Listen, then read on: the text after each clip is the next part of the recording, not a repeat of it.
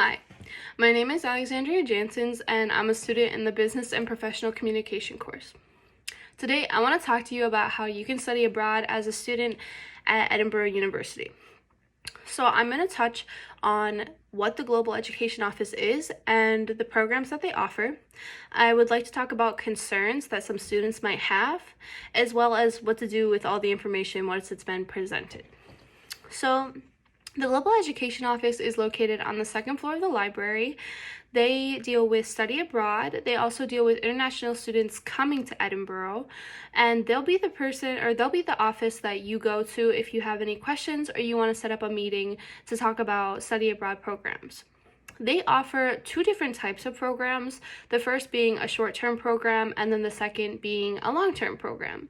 So short-term programs are faculty-led programs that range anywhere from like 1 week to 2 weeks in length and can be anywhere from $2,000 to $5,000. These programs are great if you've never really left the country or if you've only been to like Canada. There's a lot of different locations that our campus offers, from anywhere from South America to Europe, even Asia, Japan, and China. A lot of different options. The long-term programs are definitely more independent. You're not going to have a faculty member with you. You're probably not going to have another Edinburgh University student traveling with you, but there are different ways that you can go about long-term programs. So the first being through a third party. A third party, for example, would be like CIS Abroad or Athena, are both great third-party programs that offer long-term study abroad. Long-term study abroads can range anywhere from like a summer session to a semester or a year or even your entire degree. And what the third-party program does is they offer services like finding you accommodation and finding you flights and helping you like navigate through their agreement with the university. So it does cost a little extra, but in the long run, it's worth it if you really don't want to put all the effort into like researching and you don't want to risk it. The second option is going through our school state system, like our sister schools, such as like Clarion, Slippery Rock, IUP. Some of those schools actually offer long-term programs through different agreements they have with international schools. And because we're part of that school system, you can utilize that resource and just use different schools to go on different programs that they might have. And the third option that is commonly used is direct enrollment.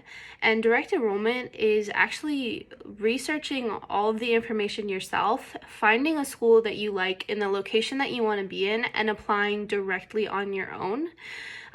Really, the only thing you have to do back here is, collaborate with the Global Education Office and go through what's called the credit authorization form. So what the credit authorization form is really just a form saying, this is the class I'm going to take at the international school, and this is the comparable course at Edinburgh University, and it's really just a safe way so you know that your credits are transferring when you come back from the university that you traveled to. So the long term, it just ranges in price. You're going to look at about a tuition's worth, if not more, but thankfully, this brings us to our next segment, is concerns. The biggest concern being the financial burden. So with long-term programs especially, you can use your financial aid. You can actually use your FAFSA to pay for studying abroad, especially if it's for a semester or even your whole degree's worth of schooling. So for short-term programs, so you can still use your financial aid, but there are other options like scholarships and even a GoFundMe-esque website called Fund My Trip. And it basically just allows you to set up a fundraiser that you can share on social media platforms, and your friends or your families can donate to your trip, which is a really, really amazing resource that students now have access to.